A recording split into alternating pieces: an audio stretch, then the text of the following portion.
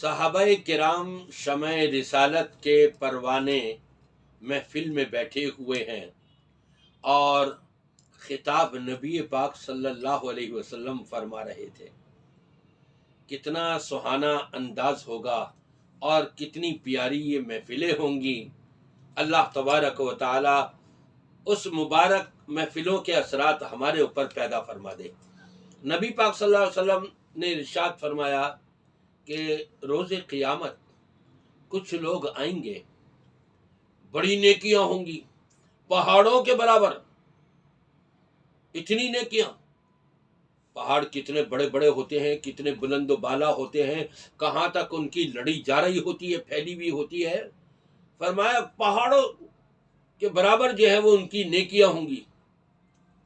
ان کی نمازیں بھی ہیں، ان کے گویا کے روزے بھی ہیں، ان کے قرآن پاک کی تلاوتیں بھی ہیں، ساری نیکیاں ہوں گی، عمرے اور حج بھی ہوں گے۔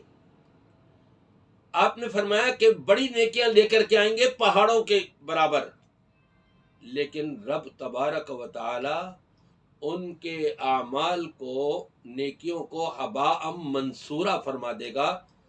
ہباء منصورہ کا خلاصہ یہ ہے کہ آپ ہاتھ کے اوپر راکھ کی چٹکی رکھیں اور پھونک ماریں، سب صاف ہو جائے گی۔ گویا کہ اس طرح سے ہباء منصورہ ان کے تمام نیکیاں برباد کر دی جائیں گی، قبول نہیں ہوگی کوئی بھی نیکی۔ صحابہ کرام ڈر گئے، کہیں ہم تو نہیں ان میں سے۔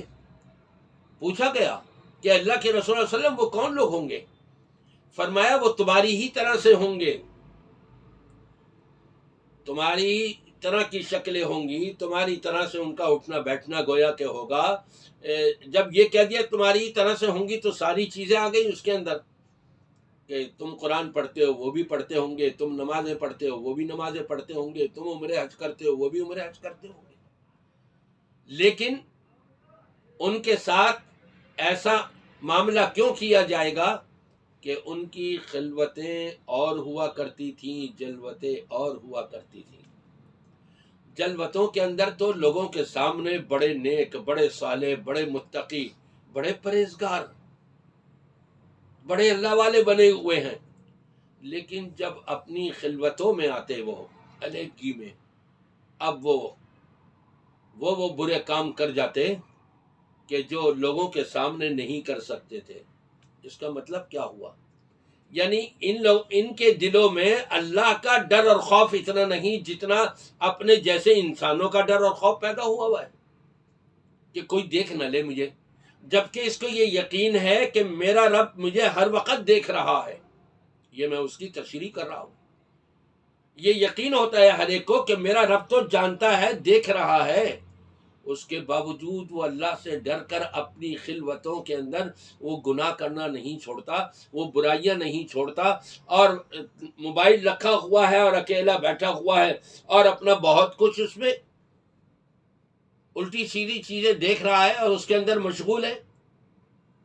تو فرمایا ان کی خلوتیں جو ہیں اس کے اندر بڑی برائیاں کیا کرتے تھے، اور جلوتوں کے اندر جو ہے وہ بڑے پارسا بنے ہوئے ہوتے تھے۔ ایسے لوگ جب قیامت کے دن آئیں گے تو رب تبارک و تعالی ان کی ساری نیکیوں کو ہباء منصورہ کر دے گا، برباد کر دے گا۔ جب نیکیاں ہی باقی نہیں رہی تو ترازو میں کیا رکھا جائے گا؟ اب باقی کیا رہ گیا اس کا؟ برائیاں ہی ساری باقی رہ گئیں۔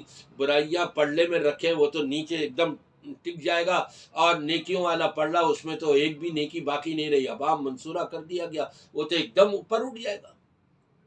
تو میرے بھائیوں، دوستوں، بزرگوں، ماں اور بہنوں، میرے دوستوں، ذرا سوچے تو صحیح کہ ہم اپنی جلوتوں میں لوگوں سے ڈر کر برائیوں سے اپنے آپ کو بچا لیتے ہیں، تو اپنی خلوتوں میں اللہ سے ڈر کر کیوں نہ ہم اپنے آپ کو ان گناہوں سے بچائیں اور محفوظ رکھیں۔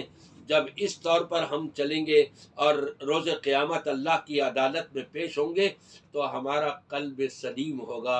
الا من اتى اللہ بقلب سلیم، اس کی بدولت رب تبارک و تعالی ہمارا حساب و کتاب بھی بڑا آسان فرما دے گا، اور انشاءاللہ تعالی جنت ہمارا مقدر بن جائے گی۔